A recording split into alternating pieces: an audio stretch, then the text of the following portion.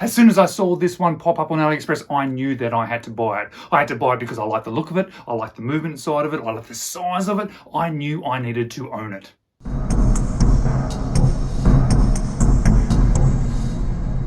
Hello, you're watching James. My name's James, you're watching me, and I am talking about watches. Yes, I am really excited about this watch, but there's a problem with being really excited about a watch before having it in hand. That is because my expectations are up here. And when my expectations are that high, even if the watch arrives and it's really good, quite often it may fall short of what's in my head.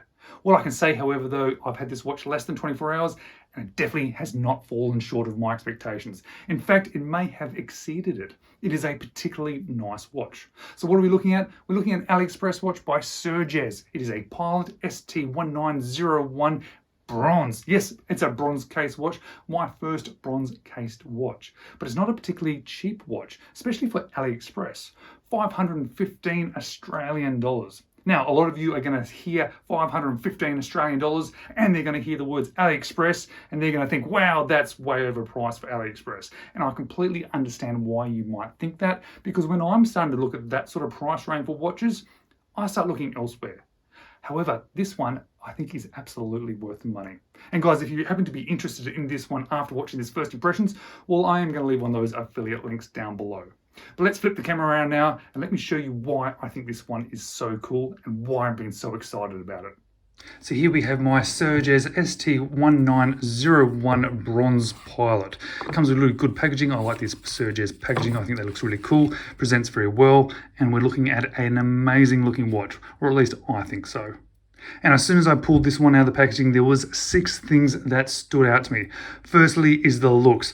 I think this watch looks awesome. I think it's a great looking watch. I think the case looks really cool. I think the dial looks really cool. I think it is rather special. Second thing that stood out to me was those hands. We've got the hour, minute, and the running chrono hand all in bronze, and they look fantastic and they're nice and long. But there's a second part to that, because we've got these sub-dials. We've got the running second hand and we've got the timer there. And unfortunately, there's a little bit of positive and a little bit of negative about those hands. Firstly, they're nice and long. You'll see some of the chrono hands, especially in sort of Aliexpress watches, they tend to be a little bit short. These aren't. They're nice and long, which is really cool to see. Secondly, they're loom tipped, which is really cool to see. Except for they're sort of a stainless steel color. Yes, they're sort of silver, whereas everything else has a bronze look to it. Bronze case, bronze major hands, but little stainless steel sub hands there, which is a little bit disappointing. It doesn't stand out straight away though. However, I had to really sort of look at angles and go, oh, actually, I think they're the wrong color. Doesn't take away from the watch, but yeah, it did stand out to me once I realized that. Number 3 of this one is the size of the watch, because this style of watch, as much as I love this style of watch, this look of watch, they tend to end up being these massive, gigantic Goliaths of watches, and they're not going to fit my medium wrist.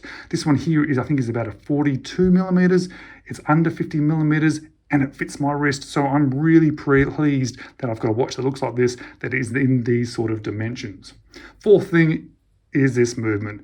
Yeah, I think we all appreciate when we see one of these seagull movements, and I certainly appreciate turning this watch over and seeing this one. Fifth thing is this strap. This is amazing. It both looks good, feels good. It is nice and soft. There's so much thickness to it. It's all sealed. It's got really nice keepers. Really pleased with that. Unfortunately though, the 6th thing that stood out to me is this buckle. It's huge and it's the wrong color. Look, it's silver. That's the wrong color. So I'm likely to be changing that one out. These sort of oversized buckles aren't really my favorite, even though it is a bigger watch. And being silver, yeah, that's not going to match in with me. So I'm going to start looking for another buckle for it. But that is only really a minor negative. But when we look at this watch a bit closer, you're going to see that there is a bit of a textured dial. It's only a sort of a light texture, slightly different textures in those sub-dials. We've got a star there under the 12.